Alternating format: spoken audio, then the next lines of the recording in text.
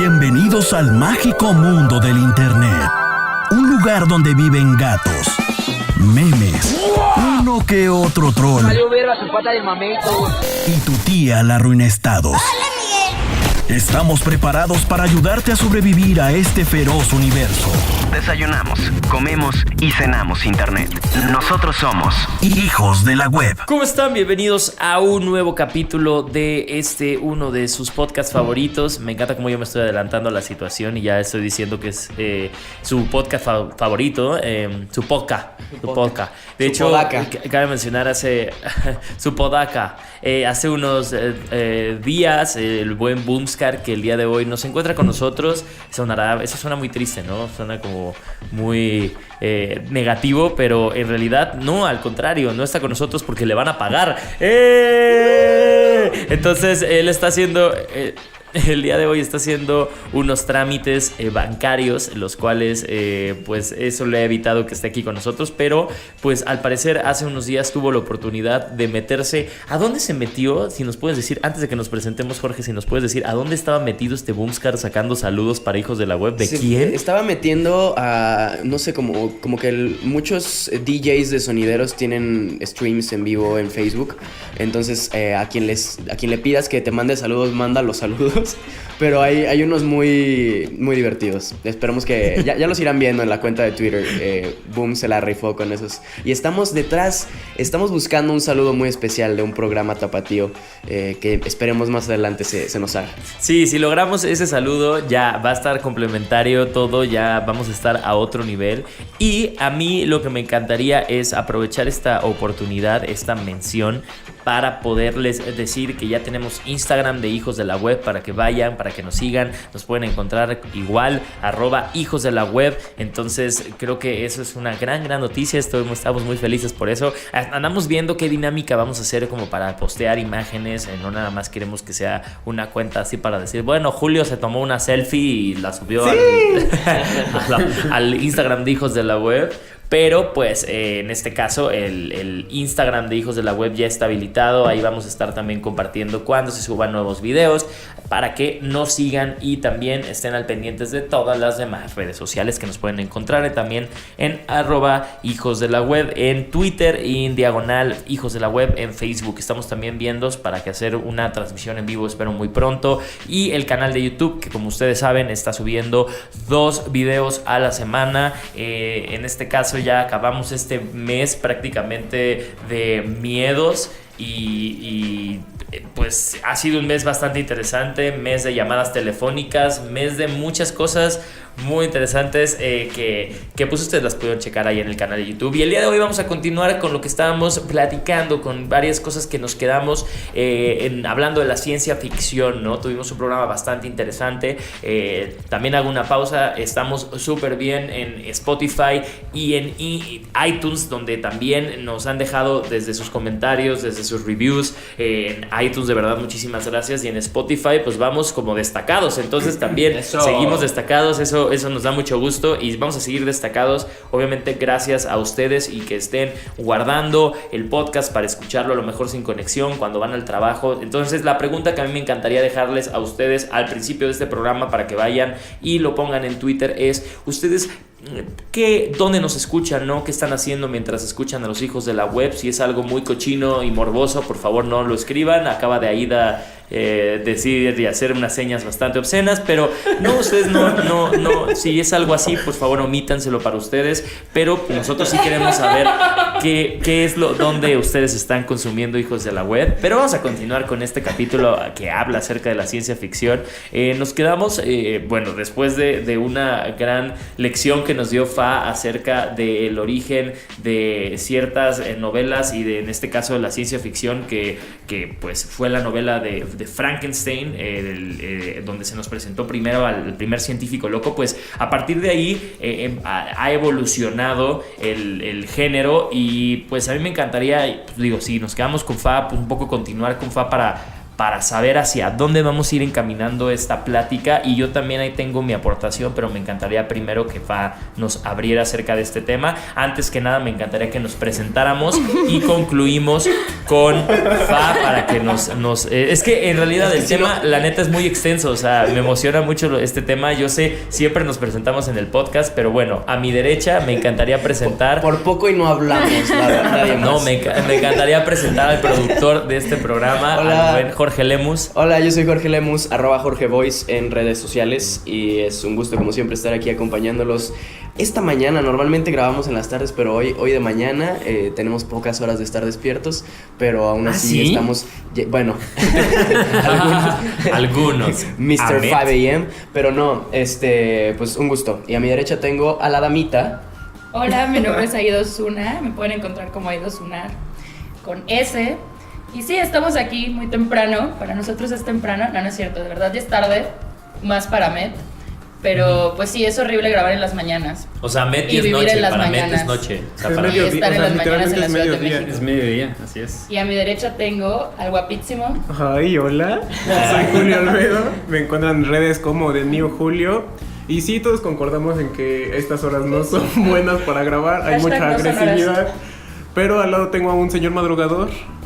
¿Qué tal? ¿Cómo están? Buenas noches. Avental Verde, buenas noches a todos. No es cierto. ¿A qué hora te despertaste hoy, perdón? Hoy me desperté a las 5 de la mañana, se me hizo ligeramente tarde. Poquito.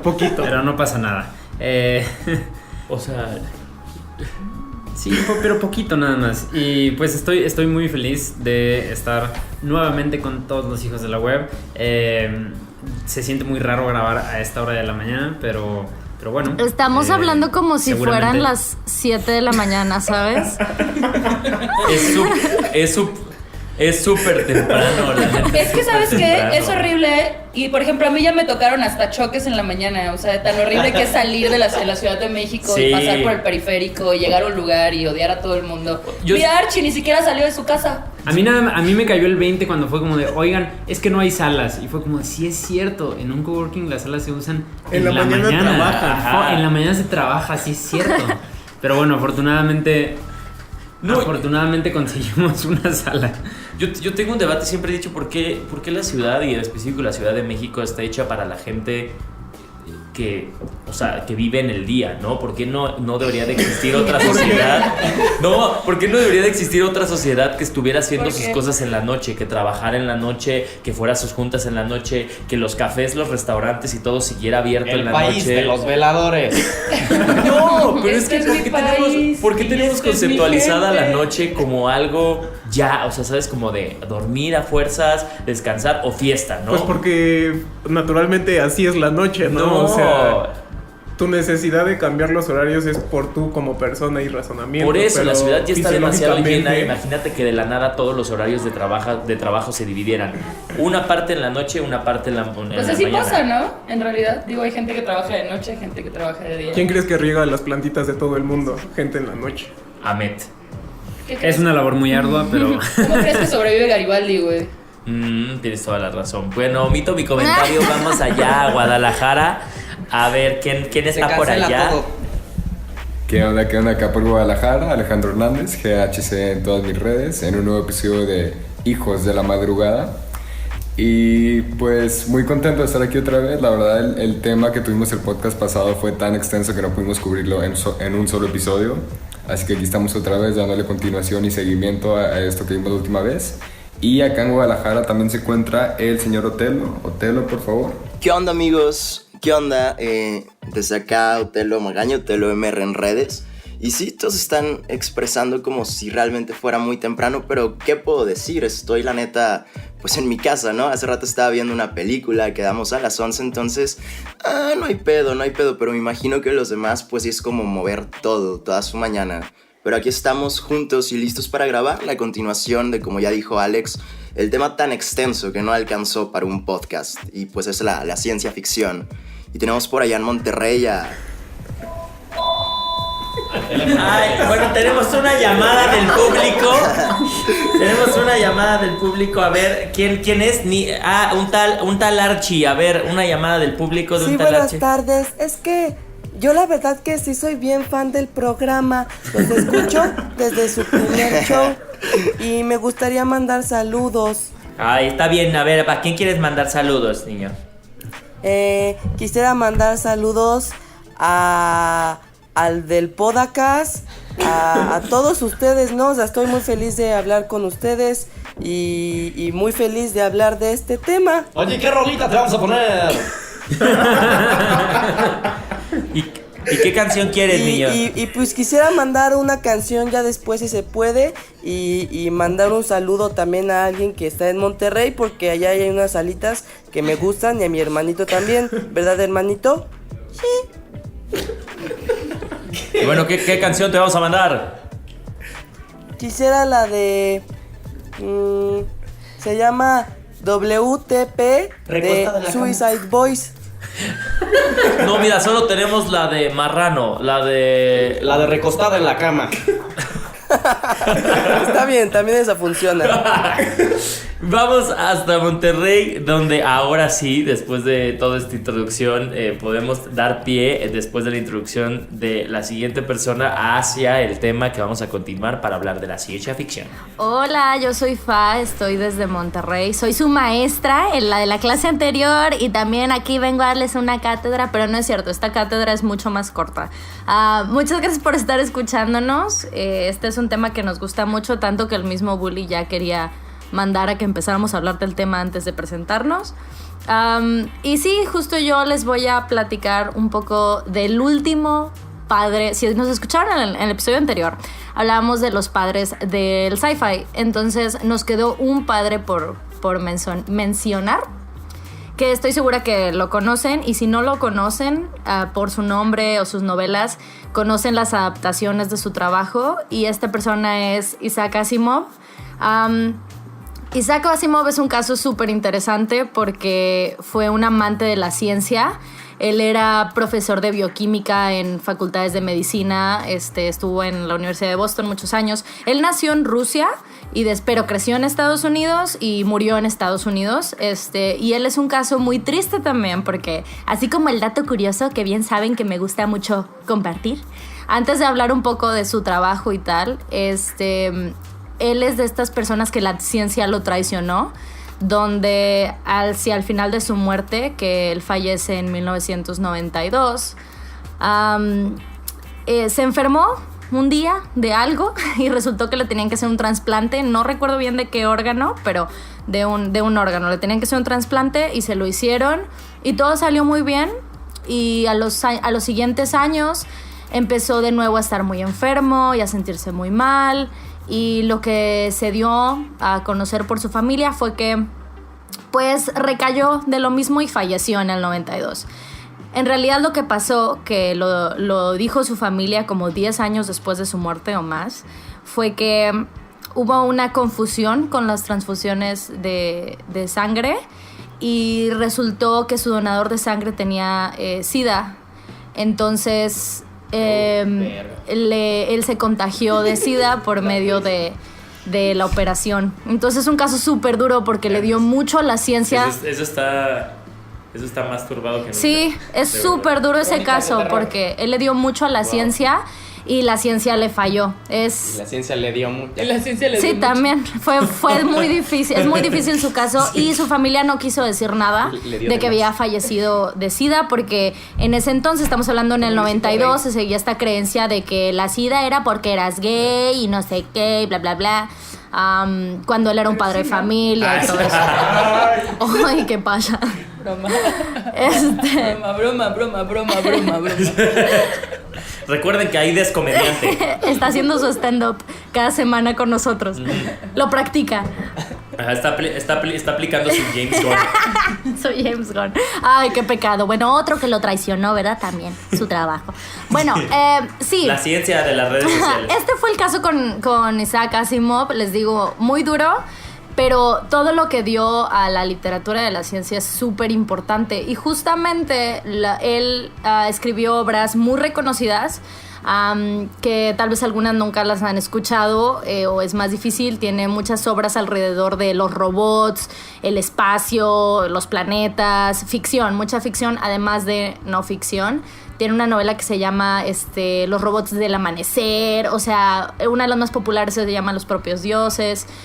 Pero si no conocen estas historias, seguro que lo conocen por las historias donde se basa Yo Robot o El hombre bicentenario o Blade Runner. ¿A qué sueñan las ovejas eléctricas? Ándale. ¿A qué sueñan las ovejas eléctricas? Sí, entonces tiene un trabajo muy, muy, muy, muy extenso. Entre ellos cuenta con una serie que se llama La Fundación, que se considera de las más importantes en la ciencia ficción porque es la base a historias que hoy conocemos como Star Wars, como Star Trek, o sea, porque habla de literal una fundación de sociedad en el espacio. Entonces es una biblia es la fundación de esas obras. Tal cual. Así, entonces lo más interesante de todo su trabajo es que él desarrolló las leyes de la robótica. Él desarrolló 3 leyes que funcionan con todos los robots de sus novelas, de sus cuentos, que están diseñados para cumplir órdenes. En este universo que él tiene de robots que funcionan con humanos, haz de cuenta que estos robots tienen una programación en su cerebro que están diseñados para a fuerzas y forzosamente seguir estas reglas. Donde suena más claro, por ejemplo, en la película de Yo Robot, te lo dejan súper claro, es todo un tema de cómo el robot que va protagonizando empieza a fallar y empieza como a no seguir estas reglas y demás. Las 3 reglas, las 3 leyes de la robótica son: 1 es un robot no hará daño a un ser humano o, por inacción, permitir que un ser humano sufra daño. 2, un robot debe cumplir las órdenes dadas por los seres humanos, a excepción de aquellas que entrasen en conflicto con la primera ley. Y 3, un robot debe proteger su propia existencia en la medida en que esta protección no entre en conflicto con la primera o la segunda ley. O sea, todo yace en que los seres humanos no salgan heridos, no salgan lastimados, tal cual. Y estas son las leyes que ya después se salieron de la ficción y se toman mucho en cuenta para desarrollar inteligencia artificial. Entonces es súper interesante porque fue algo que él tenía, o sea, para él fue una ciencia súper obvia, ¿no? Fue súper obvio decir, bueno, si voy a crear historias donde los robots piensan y hablan y sienten y bla, bla, bla, deben de seguir alguna línea donde aún en este mundo donde los robots pueden pensar, los humanos siguen estando encima de los robots. Y digamos que los robots son nuestro, no sé cómo decirlo, nuestro iPad que ahora tiene personalidad, ¿sabes? Es muy interesante cómo se juega con ese tema de que no los termina de convertir en individuos, sino que son para ayudar a la raza humana de todas formas. Y la mayor parte de las historias de Asimov se basan en situaciones, ¿no? Que ya después de las 3 leyes y de todo eso, hay cosillas en las que se puede romper alguna de esas tres leyes, ¿no? A mí me parece, Asimov como persona me parece alguien pues completamente admirable. Es una persona que entra dentro de este ámbito, dentro de este más bien adjetivo que se conoce como polímata. Y a mí todas esas cosas me ponen muy, muy obsesionado, porque a mí me gustaría en determinado momento poder ser un polímata. Un polímata es una persona... Polímata, la palabra de hoy. La palabra dominguera del día de hoy es polímata. Y es una persona que sobresale en distintos campos. Es decir, todos hemos escuchado hablar de que o te especializas en algo o sabes poquito de muchas cosas, pero no sabes generalista profundamente. O especialista. Generalista o especialista. Y un polímata es un especialista en varias cosas. En la generalidad. De la generalidad. Entonces, aquí estábamos hablando... No, estuche me está sorprendiendo, wow. Estuche de monerías. Popularmente conocido todólogo. Popularmente conocido como estuche de monerías. O estuche de monerías, pero va muy, muy al límite en ese tipo de situaciones. Como tu tía le diría, cajita de Pandora. Ay, nos salió bien cajita de Pandora. Efectivamente. Y hay muchos personajes a través de la historia que son este perfil, ¿no? Por ejemplo, Leonardo da Vinci, que hacía todo, básicamente. Leonardo DiCaprio. Leonardo DiCaprio, todos los Leonardos. Leonardo DiCaprio era explorador y al mismo tiempo también era apostador y se subió al Titanic, entonces también es un polímata. No, es cierto. No, pero bueno, Asimov, pues eso, era una persona que escribía, o bueno, que se dedicaba profesionalmente a la ciencia, era bioquímico, como dice Fa, pero de todas formas cimentó las bases de gran parte de la ciencia ficción. En la literatura, de la robótica. Es más, Isaac Asimov inventó una palabra. También era un poco complicado leerlo, ¿no? O sea, a mí hay veces que sí me tenía como que concentrar más de lo normal para leerlo, porque luego es muy técnico, entonces de repente por su forma de escribir me costaba un poco imaginarme las cosas.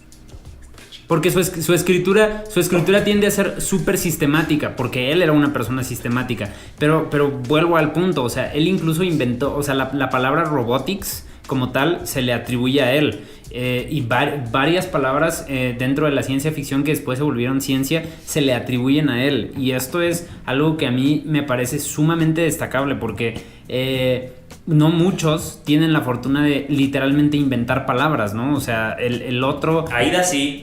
Bueno, pero que sean después aceptadas por toda la sociedad y la comunidad. O sea, a mí se me ocurre Shakespeare, por ejemplo, que lo hizo, pero después de él, pues ¿quién? Y luego consideremos que Asimov hizo este tipo de cosas dentro de su periodo de vida, que es el siglo pasado. O sea, ya los lenguajes estaban sumamente avanzados, todas las cosas tenían un nombre, y él de todas formas encontró situaciones y artefactos y cosas que no tenían nombre todavía. Y ahora ponlos inclusivos a todo lo que ya existía. Blondie, era una broma, nadie no, se rió, está bien. Es que no había entendido. El robote. Imagínate todo lo que se tardó y ahora es lo inclusivo. Sí.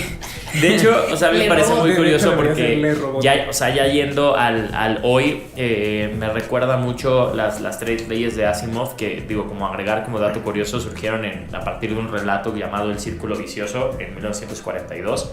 Un poco lo que él... Y me gusta un poco también la manera en la que lo planteaba Asimov. Asimov, la manera en la que lo plantea es... el hecho de cuestionarse situaciones. No como tal fue una persona que dijo, me voy a inventar estas leyes porque quiero, no sé, proteger a la humanidad. No. O sea, él se ponía en situaciones en las cuales estas 3 leyes se contrariaran. Pues en este caso sería como, un carro autónomo, un carro que se maneja por sí solo, ¿a quién va a preferir salvar? ¿No? A la persona que tiene adentro del carro en un eventual choque, o embestir a la persona que tiene afuera. Entonces, a partir de ahí es que surgen todos estos debates que ponen a prueba las leyes de Asimov. O sea, las leyes de Asimov no son reglas ya establecidas que jamás se van a romper, al contrario, son estipulaciones las cuales están hechas para generar juicio y para generar un debate. Entonces, o sea, a mí me encantaría un poco abrir nada más esta mesa antes de que pasemos a la siguiente parte o que continuemos el tema, y me encantaría hacerles esta pregunta. La primera es, en un caso de un eventual coche autónomo, ¿ustedes a quién creen que el carro debería de salvar? ¿Al usuario o a la persona con la que va a chocar? Bueno, eso está... O sea, pero te digo, depende de cada quien. Son estas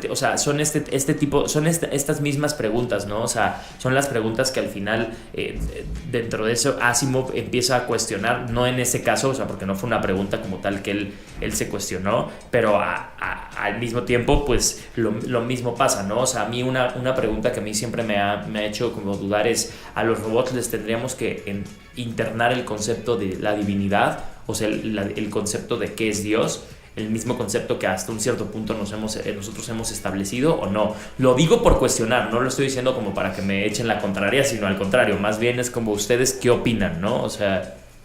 Yo tengo 2 comentarios, antes de que se me olvide el otro que quería decir sobre las palabras que logró establecer Asimov.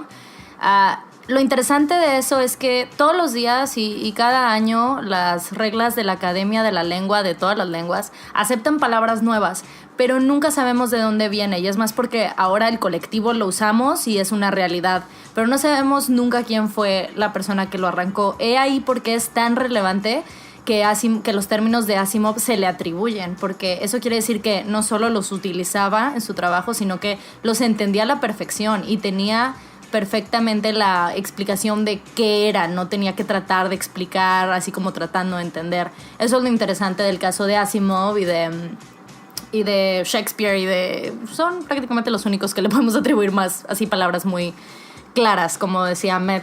Y eso que tú dices, o sea, eso del coche, Bully, la cosa con esto es que es un problema de ética que se llama The Trolley Problem, que no sé si lo conocen, seguro que lo han escuchado muchas veces, que es esto de que si tienes unas vías del tren que se parten en dos, y de un lado de las vías tienes a 5 personas, 5 desconocidos que los va a aplastar el tren, y en la otra vía tienes a tu mamá, o sea, una persona pero es tu mamá, ¿qué haces? ¿Mueves la palanca para que muera tu mamá, que es una sola persona, y sobrevivan 4? ¿O mueren 4 y sobrevive una persona? Es tu mamá, pero es una persona. Entonces, en realidad es un problema de ética. O la otra es, no mueves la palanca y el destino y la situación ya iba a elegir que morían las otras 4 personas. O sea, te vuelves un usuario que no es activo, pero aún así estás tomando la decisión de que no puedes hacer nada para salvar la vida de las 4 personas. Creo que es eso mismo, pero con robots, ¿sabes? O sea, con coches y con... Aida se va hacia el lado de los 4 y tira el tren para que aplaste las 2 vías. Y el tema con eso... matar a todos y matarme a mí.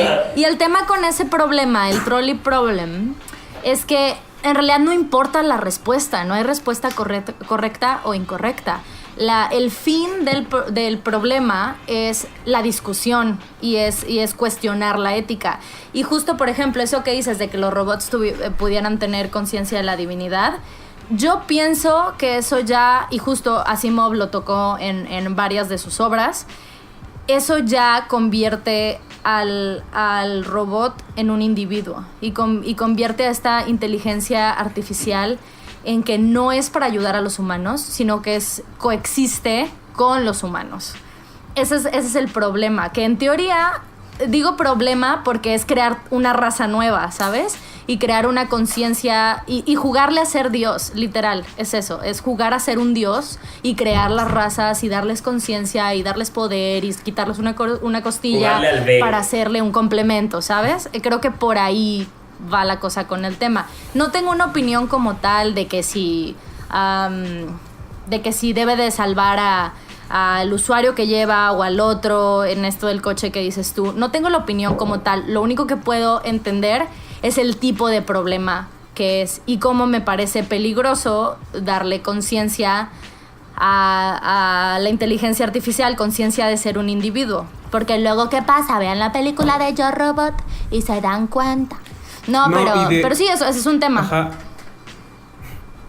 No, y de hecho el tema aquí también es que esta como línea divisoria entre un humano y un robot lo llega a tocar en El Hombre Bicentenario, donde de hecho es como el inicio donde plantea la ley cero es la misma ley, o sea, es la primera ley, pero en lugar de decir humano se dice humanidad, ¿no? Uh-huh. Entonces, cuando metes la palabra humanidad, o sea, ¿cómo reconocemos a un humano, digamos, de humanidad, ¿sabes? O sea, un robot puede llegar a tener un grado de humanidad, sí, no, ¿y por qué? Uh-huh. O sea, no porque los procesos mentales y de construcción fisiológicos, o sea, un robot está hecho de metal posiblemente, pero eso lo hace diferente a un humano, pero no lo pone en el mismo rango de humanidad o no.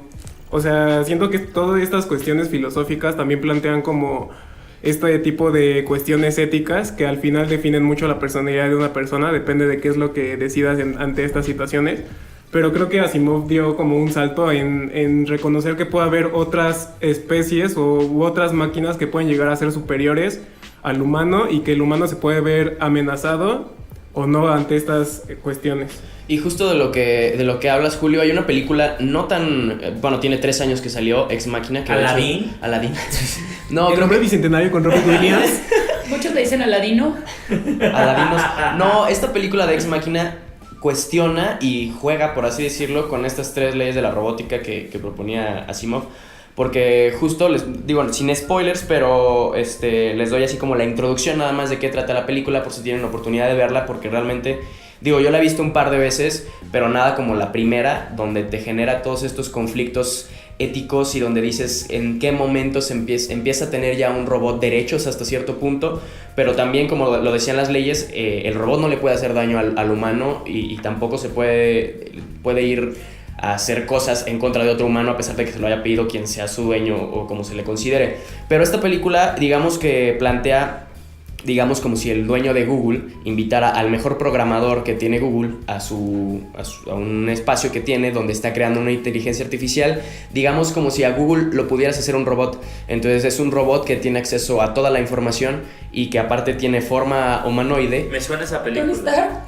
No, y que aparte tiene como forma humanoide, y entonces este mejor programador que fue elegido por el dueño de Google, por así decirlo, para evaluar a esta máquina, pues se enfrenta a muchas situaciones en donde no sabe si la máquina está teniendo sentimientos por esta persona o de acuerdo a la cantidad de conocimientos que tiene, las cosas que puede llegar a hacer o qué tanto puede engañar a la persona. Está bastante interesante si tienen la oportunidad de verla. A mí me gusta mucho Ex Machina. Oigan, justo ahorita vamos a hablar de varias piezas acerca de, bueno, en este caso videojuegos, películas que pertenecen a los subgéneros de la ciencia ficción. Ya creo que estamos adentrándonos, digo, la robótica o las leyes de la robótica de Asimov nos dieron pie para eso. Me encantaría que antes de irnos un corte, Ahmed nos diera un cierre acerca de este tema para ya podernos ir un corte. Y pues manda corte, Ahmed, órale va. Órale va, me parece. No, bueno, lo que pasa es que este debate, el trolley problem es una parte fundamental del problema general, no solo de autos y choques y etcétera. Pero en cuanto a conciencia de inteligencias artificiales y tal, bueno, la inteligencia artificial en los últimos años ha sido un tema como muy de vendehumo, de cierta manera, porque para que una inteligencia artificial sea realmente una inteligencia artificial, necesitamos implementar un par de cosas, como por ejemplo algo llamado una red neuronal. Nuestro cerebro funciona de esa manera, haciendo conexiones y aprendiendo. Entonces, una inteligencia artificial debe tener la capacidad de aprender, y un proceso cognitivo es propio de un ente, no lo voy a llamar persona, pero de un ente que tenga conciencia. Es imposible aprender si no tienes conciencia. Qué racista, Ahmed. No lo voy a llamar persona, no lo vale. Entonces, digo, nos guste o no, una inteligencia artificial real y que no solamente se base como en estadística o algo por el estilo, que tiene capacidades cognitivas, sí es un ente consciente. ¿Como Sofía? ¿O Sofía es o no es? Sofía no es una inteligencia artificial muy avanzada. No, según yo, no tiene redes neuronales. Tiene árboles de decisión muy eficientes, pero no tiene redes neuronales, hasta donde yo tengo entendido. Pero por ejemplo Google tiene redes neuronales y aprende de todo lo que haces. Por eso te puede mostrar mejores anuncios, que es básicamente de lo que viven, pero por eso también te puede ayudar, ¿no? Por eso también, si llegas a tu trabajo en carro 3 días seguidos, aprende que vas a tu trabajo en carro y dice: esto es un carro. Pero lo que yo quería mencionar específicamente, este es tu carro y aquí lo estacionaste, pero lo que yo quería mencionar específicamente acá es el test de Turing, que es un elemento que nos dio Alan Turing para poder definir si un sistema tiene conciencia o no. Y este test, pues bueno, es eso básicamente. Tú le pones una inteligencia artificial enfrente y el test de Turing te puede ayudar a determinar si esto es una computadora o es una persona. Turing lo diseñó de esa manera, como para identificar personas, pero en realidad nos sirve para identificar entes conscientes. Y esto nos lleva a un debate bien interesante, porque por ejemplo una máquina con conciencia que tiene acceso a toda la información a la que nosotros tenemos acceso, sabe que es un test de Turing. Y entonces nos encontramos con un problema más moderno que Turing no pudo prever, porque básicamente no existía tanta tecnología, en el que, por ejemplo, esta máquina hipotética que plantea Jorge sabe del test de Turing, se le enfrenta contra un test de Turing y lo falla. Pero lo falla a propósito. Para que las personas piensen: no hay pedo, este güey no tiene conciencia. Pero en realidad sí lo tiene. Asimov. Sí, quería cerrar el tema de Asimov, pero en lo literario. Porque al final del día sí venía con mucha información de la ciencia cierta, la ciencia exacta. Estaba, al igual que Verne y al igual que Wells y la misma Shelley, lo que estaba tratando de hacer era, por medio de la ficción, dar a conocer estas teorías que creía fielmente que iban a poder ser una realidad. Entonces, lo que realmente hace muy interesante a Asimov es que justo todo lo que hablábamos ahorita, al final del día sus relatos hablan del momento en que el robot falla y del momento en que se sale de las manos del humano. Eso es lo que es muy interesante. Y justo lo que dice Ahmed sobre lo que dar conciencia y para que funcione y tal, él lo dijo con palabras mucho más padres, pero es lo que plantea Asimov en sus obras. O sea, realmente esto de meterle las leyes de la robótica a sus robots en sus cuentos no es simplemente de tienes que hacer estas 3 cosas, no, sino que mete todo un sistema de conciencia para que aprenda a base de estas 3 normas. Entonces eso es súper interesante, que el hombre no solo le jugó en lo literario, no solo le jugó a hacer historias fantásticas en el espacio y las naves y los robots y bla bla bla, sino que incluso en un relato como La Fundación, que como les decía es la fundación de Star Wars, de cosas como Star Wars, como Star Trek, del space opera en general, incluso en esa situación está hablando de cosas técnicas que le vinieron a dar mucha seriedad al sci-fi y mucha seriedad a la literatura de ficción que hablaba de robots y del espacio. Eso es lo que es súper importante de Asimov, y que si no lo han leído, pueden empezar por un relato cortito como Yo Robot. La fundación es muy extensa, pero es brillante de igual forma. Y se los recomendamos mucho. Y ya ese es el cierre que queríamos dar a Asimov y a los padres y a las leyes de la robótica, porque después del corte vamos a estar hablando de otros subgéneros muy chidos y hablar de las películas y los libros que nos gustan. Y ahora una pausa para que no olvides seguirnos en nuestras redes sociales. @metalvirde, @boomscar, @faorosco, @GAHC__. Sí, ese es un usuario real. Y aún hay más. @luisaltúzar_, @Héctor Trejo, @JorgeVoice, @OteloMR, @TheNewJulio. Hijos de la web. Y estamos de regreso aquí en Hijos de la Web, el programa dedicado al internet para el internet. Y de nuevo me encantaría recordarles que estamos en nuestras redes sociales como @hijos de la web, así nos encuentran en todas las redes sociales. Muy pronto, bueno, hasta en Twitch nos pueden encontrar, pero bueno, eso ya es una larga historia. Vamos a ver luego ahí que nos inventamos para el Twitch, pero ahí estamos presentes en todas las redes sociales y principalmente en esta nueva red que acabamos de abrir en Instagram. Ajá, claro, nueva red. Pero sí, no, en Instagram vamos a estar subiendo algunos adelantos de los videos, o ya cuando estemos promocionando uno que otro videíto, historia, todos tenemos la cuenta, entonces va a estar padre ahí la mezcolanza, lo que viene siendo la mezcolanza de historias que vamos a tener. Y vamos a continuar el tema. Que ya que nos queda un ratitito de programa, vamos a seguir hablando acerca de la ciencia ficción. Exploramos los padres de la ciencia ficción, exploramos ahorita y hablamos acerca de Asimov y las leyes de la robótica, pero ahora vamos a entrar en algunos de los subgéneros de la ciencia ficción como tal. Y a mí me encantaría empezar con una película que yo sé que le gustó mucho al Jorge Boyce, que pues es Ex Machina, y que si nos puede contar un poquito. Ah, no, ¿tú no hablaste de esa, Jorge? Ya la conté en el bloque pasado, mijo. Ay, bueno, Ponga pero pues que le des continuidad, señora. mijo. Sí, Hablemos de Ya siéntese, señora. Hay que hablar de 1984. No, porque aquí yo en la escaleta tengo que sigue el cyberpunk. Así que ahora continuamos. Ahora tú lo Distopía. mencionas, Jorge. Hablemos de distopías. La película, así que. Distopías, venga. Yo les quiero hablar de un libro que también es película y es como muchas cosas, ¿no? No sé si tengan como otra cosa más. O sea, que hay como 2 películas, ¿no? Hay puesta en escena Selig, también. La pusieron en ¿Sí? el teatro Selig. el año Ajá. pasado, creo que con Olivia Wilde. En el Teatro Blanquita. Sí, En el bueno. Teatro Blanquita. Estoy hablando Selig. de 1984, que es una novela de George Orwell, que habla de la distopía. Y justamente Bueno, no sé si la han leído ustedes, seguramente los que están aquí sentados sí, la mayoría.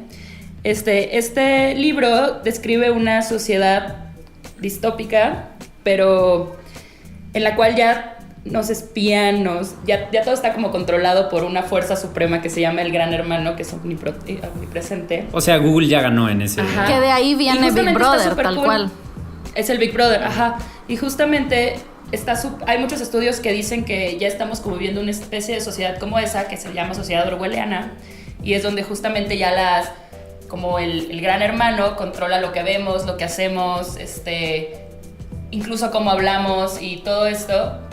Y está muy cool. No sé si alguien quiere decir un poquito más de George Orwell. Claramente. No, dentro del tema de las distopías, creo que encontramos a George Orwell, pero también podemos encontrar en este caso ejemplos como Ray Bradbury, ¿no? En donde Ray Bradbury en la novela Fahrenheit 451 se habla de una sociedad en la cual ya el conocimiento, o sea, aquí tenemos dos opuestos, ¿no? En 1984 la gente decide, o sea, en cierto punto la gente decide qué noticias obtener, se les da las noticias. Es la raíz, o sea, es la raíz. El punto ahí de una sociedad orwelliana que me gustaría tocar para contrastar. Justo, es lo que. Para contrastar con Huxley más bien, más que con Bradbury. Porque ese es el tipo de sociedades creadas. Bueno, yo ya me voy. Por distopía. Sí. Mira, hagamos esto, que Aida nos cuente qué es una sociedad orwelliana, porque yo tengo la idea, pero me da miedo. Y luego me permito hacer un pequeño contraste con Huxley. Pues bueno, justamente este libro, el contexto histórico en el que es lanzado, imagínate que las figuras, por ejemplo, el Gran Hermano representa un poquito como a la URSS. Entonces todo lo que pasa en ese momento es como ellos, creo que fue en 1940 y algo que salió el libro, no estoy tan segura. Y entonces es el momento donde todos tienen miedo del socialismo, ¿no? Entonces en esta sociedad ya como que triunfó esa parte, y de hecho, o sea, el Gran Hermano está basado en Stalin, y el Goldstein, que es como el que salva la sociedad, es Trotsky, que en ese momento estaba en nuestro país agarrándose a Frida Kahlo. Ya Diego Rivera al mismo tiempo. Eso. Pero sí, simplemente es una sociedad en la que ya está como controlada por el gobierno, por el sistema que lo está, no sé, dependiendo de qué. Porque está dividido en 3 regiones ya el mundo, ¿no? No todas tienen el mismo tipo de gobierno, pero sí, principalmente. Perdón, confundí con Un Mundo Feliz. Exacto. Eso es lo que quiero contrastar con Huxley. Ajá. Entonces, justamente ya la sociedad está dividida en 3 países. Perdón, les he fallado. Y cada uno tiene un sistema de organización diferente, y el del Gran Hermano es justo que ya domina todo lo que haces y que está encargado de como borrar todo el pasado, ¿no? Esta sociedad trata de que olvides todo lo que ya pasó, implantando nuevas normas y además espiando todo lo que haces. Incluyendo estas normas tienen como mensajes equivocados. Por ejemplo, ¿cómo se llama? Como la organización de paz, en realidad es la organización de guerra. El lenguaje está cambiado para que cuando digas una cosa, en realidad significa otra cosa. Uh-huh. Y todo esto lo domina el Gran Hermano. Y sobre todo es para que tú olvides todo lo que pasó en el pasado y ya no pase nada de eso, no se revele en la sociedad, todos tienen su puesto determinado en la sociedad. No puedes hacer otra cosa, o sea, vas de tu casa al trabajo, no existe el papel para que tú no puedas dejar la historia plasmada, entre otras cosas así. Pero es una sociedad donde la domina, o sea, la domina el gobierno totalmente. Y todo el tiempo la está vigilando el Gran Hermano. El asunto acá entre Orwell y Huxley, Ay, pero no me omitan a mi Bradbury, déjenme hablar de mi Bradbury.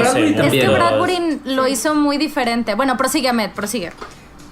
Que es una sociedad donde se manipula la información, por eso dicen que se parece mucho en este momento de la vida. Exacto, y eso es justo de lo que yo quiero hablar, porque como dice Aida, hay estudios en los que queremos testear si nuestra sociedad es orwelliana, pero al mismo tiempo también hay estudios que quieren explorar si no sé si existe el término, pero si vivimos en una sociedad huxleyana, porque Huxley ataca este mismo problema desde otra perspectiva, en el cual no tenemos un gran hermano que nos forzó por completo a olvidar y a destruir el papel y etcétera, pero lo que tenemos es esta sociedad donde, fíjense lo parecido que es a la realidad, lo siguiente, la gente ya no tiene un span de atención amplio, no quieren consumir cosas en las que su mente se ve retada, consumen puro entretenimiento muy corto y que no los rete, cosas muy simples, muy llanas y pues básicamente las redes sociales, en términos muy, muy amplios, ¿no?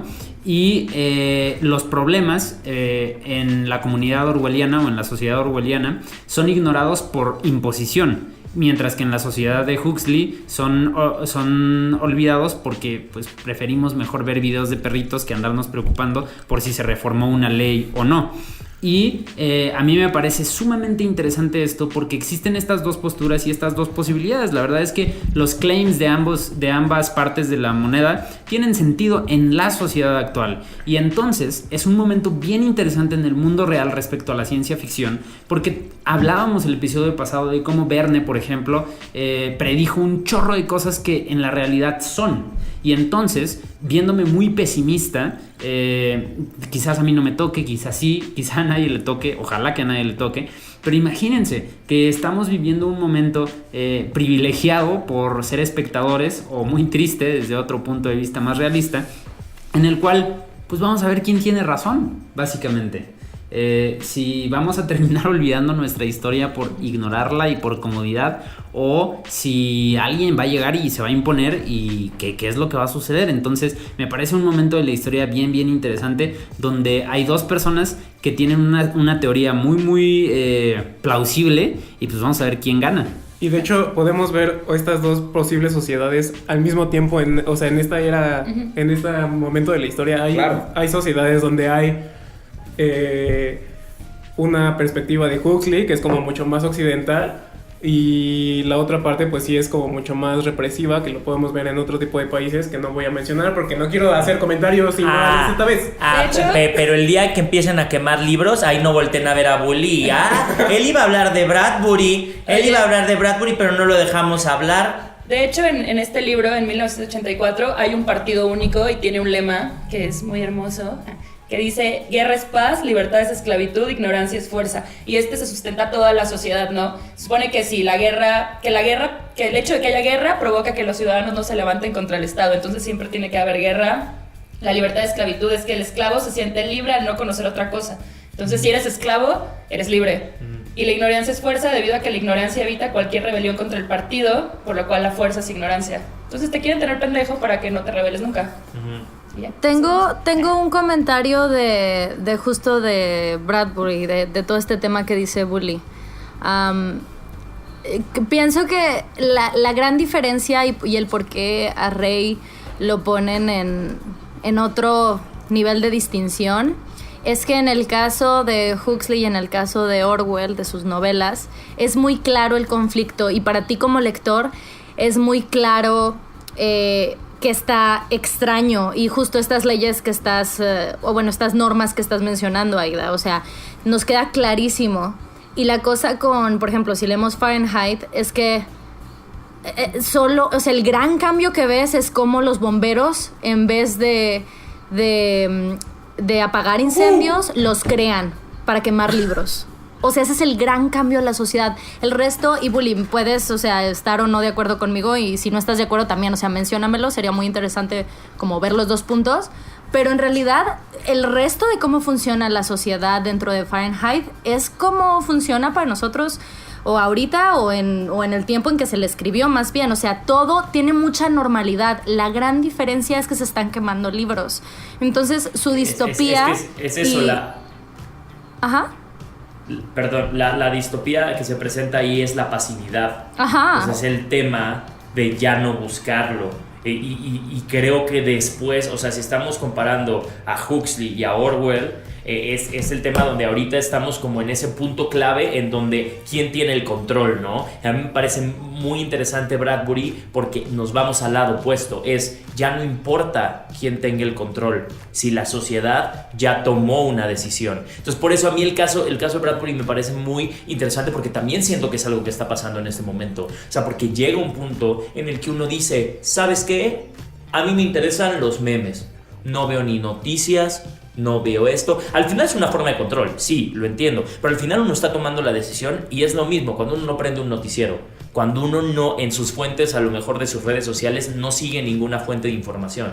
Donde uno al final, la pasividad, y en este caso, en Fahrenheit 451, te la presentan con 4 paredes, que mismo Black Mirror lo parodió en su, bueno, entre comillas, parodiar en su primer capítulo, cuando son estos cuartos que no puedes saltar la publicidad y que te insertan la publicidad ahí, porque tú decides al final estar encerrado en esas 4 paredes que pues son tu forma de entretenimiento, y el hecho de que se esté quemando la información y que se esté quemando libros es completamente irrelevante, pero sí también es parte de una sociedad ahorita. O sea, sí hay una parte donde a nivel general Huxley y Orwell están teniendo mucha razón, pero también en la parte donde Bradbury está teniendo razón es en esta pasividad que tiene ya la gente, o sea, de decir, ¿sabes qué? No me interesa.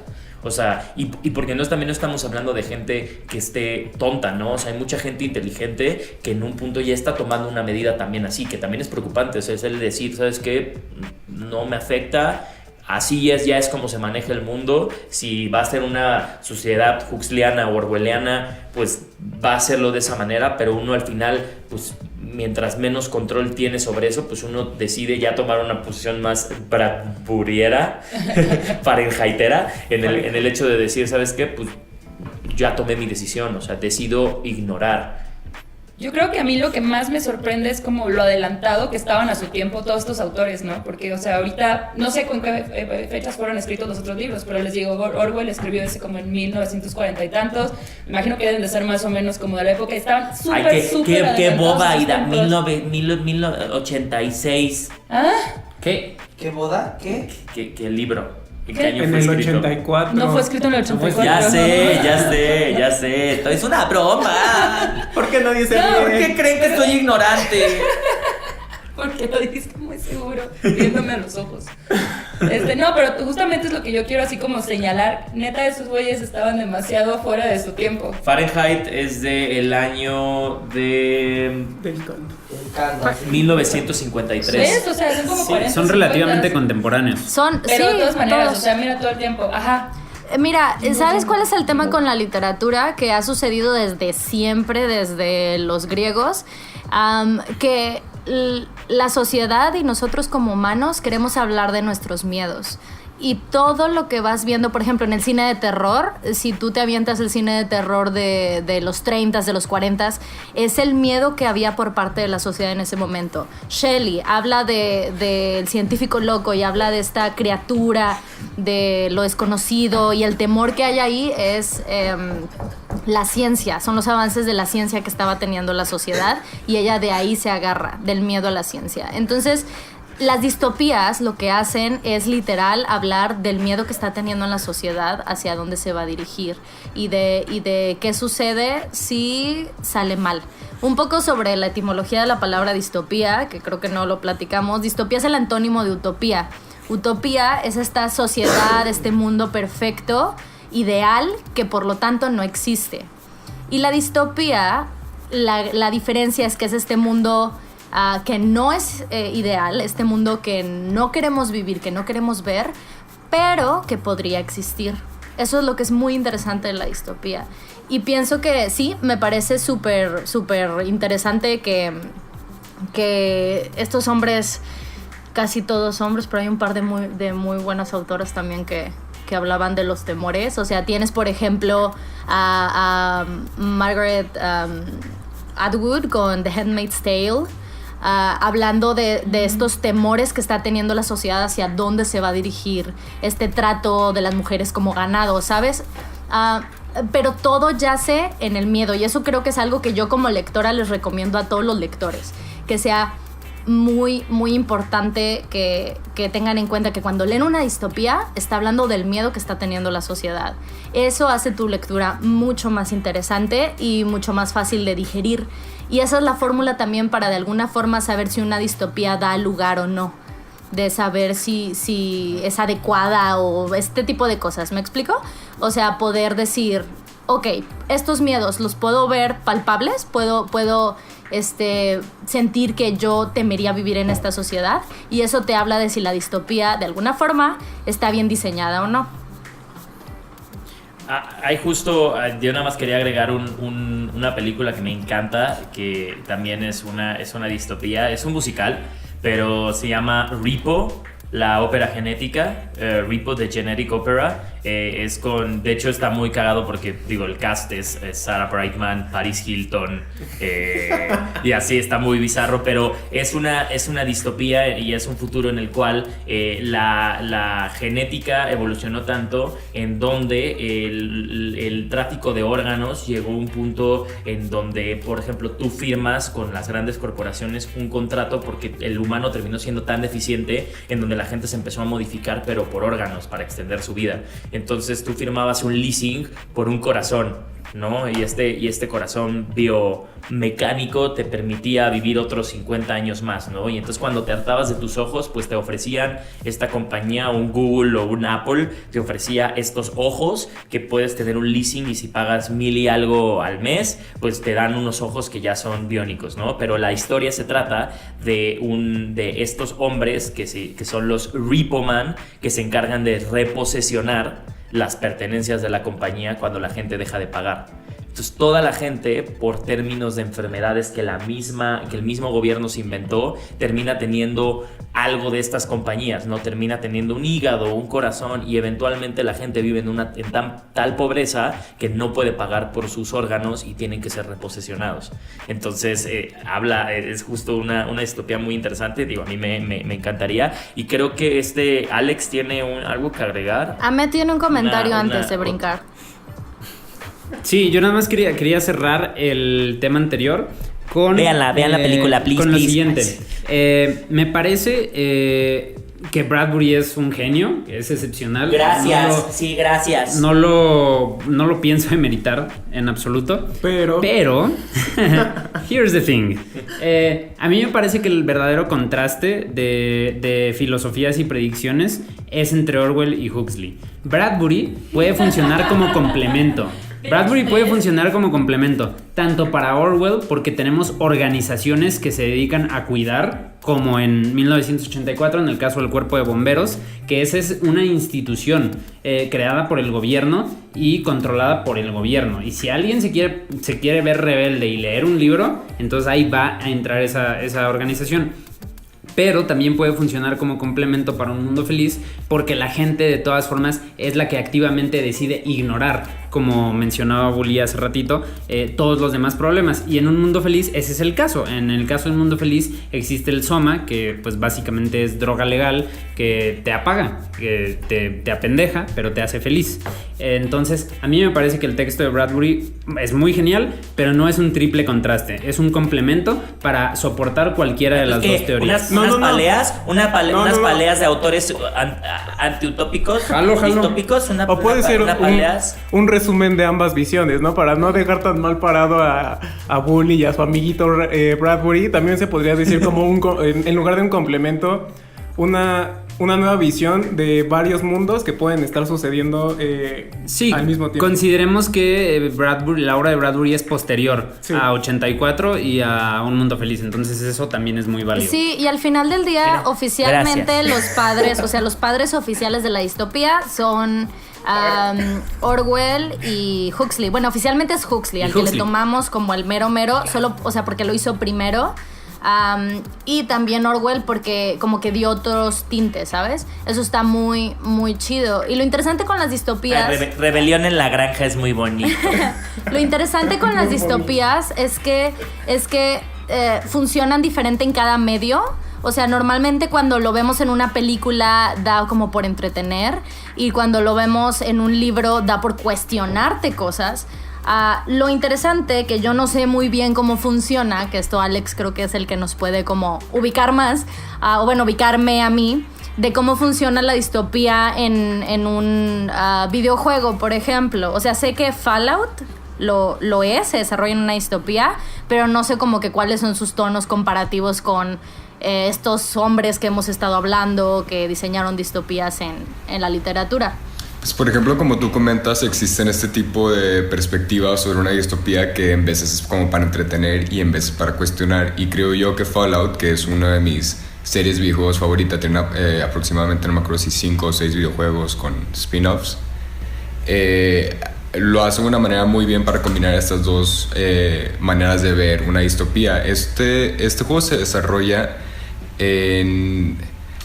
Es como un universo alternativo en el cual a partir de 1950 la humanidad ya estaba en su auge en cuanto a tecnología y desarrollos científicos. O sea, ya las casas... Era muy como este pedo de los supersónicos que ya tenían casas automatizadas, ya había robots para atender, ya se había normalizado toda esta tecnología que se relaciona con la inteligencia artificial para asistir una sociedad. Y a partir de como el año... Y ahí fue, o sea, tal como digo, 1950 ese fue el auge. Haz de cuenta que todo es como retro, todo sigue como con este tipo... Retrofuturismo. ¿Qué pasa? ¿Qué dices? Ajá, es retrofuturismo, porque haz de cuenta que seguimos avanzando tecnológicamente, pero tenemos todavía toda la estética que es la de los 50, 60. Y a partir del año 2161 se libera una guerra nuclear entre China y Estados Unidos, en la cual todo el mundo se ve afectada. Y tú eres uno de los sobrevivientes. O sea, todos los juegos tienen un protagonista diferente, pero todos tienen esta historia que sobrevivió a esta guerra nuclear. Y todos los juegos se desarrollan entre 10 y 15 años de separación cada uno.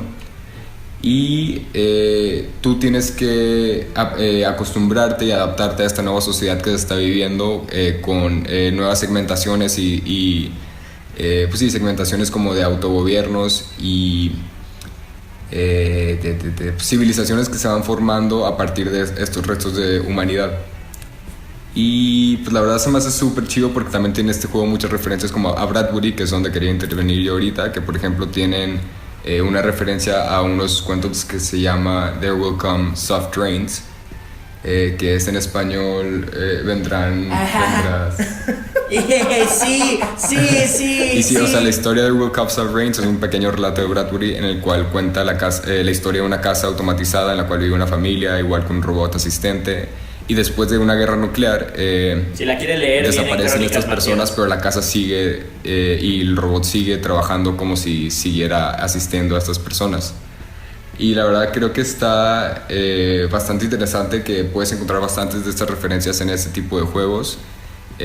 Podría agarrarme una hora hablando, pero creo que ya se nos está acabando el tiempo, así que les paso allá la palabra a la Ciudad de México a ver si me ayudan a cerrar, porque si no aquí voy a quedarme 2 horas platicando. ¿Alguien dijo frases? Claro que sí, amigos, y como siempre mis frases que usualmente no tienen mucho que ver con el tema, pero es un trip mío que neta es la frase de la semana, y esta es que se dice con frecuencia que antes de morir tu vida pasa frente a tus ojos, y de hecho esto es cierto, se llama vivir, lo leí por ahí. Y esto fue Hijos de la Web y nos escuchamos en el siguiente programa, amigos. Wow. Si quieren darle sentido a esta frase, vean Blade Runner y vean el poema final de la película, porque sí hace mucho sentido lo que acaba de decir Otelo. Así que en verdad vean y analicen ese último poema. Entonces estas frases las van a poder encontrar, todas las frases de Otelo las van a poder encontrar, como los tweets del Bass Bunny, los van a encontrar en el Twitter. Entonces síganos en el Twitter, en @hijosdelaweb, y vamos a seguir este tema. Y como siempre también aceptamos todas sus sugerencias sobre cosas que quieran escuchar. Nos seguimos viendo en el canal de YouTube, ya verán más adelante cuál va a ser el tema del siguiente mes. Y recuerden que pues Hijos de la Web es un programa dedicado del internet para el internet. Esto lo hacemos gracias y por ustedes, así que muchas gracias por todo su apoyo y nos vemos en el siguiente capítulo. Bye. Bye, adiós, besos, besitos ahí en el aquello. Esto fue Hijos de la Web con Ahmed Alvirder, Bunska, Pa Orozco, _GA, a Luis Altuza, Héctor Trejo, Jorge Boy, Otelo MR y The New Julio. ¡Hasta la próxima!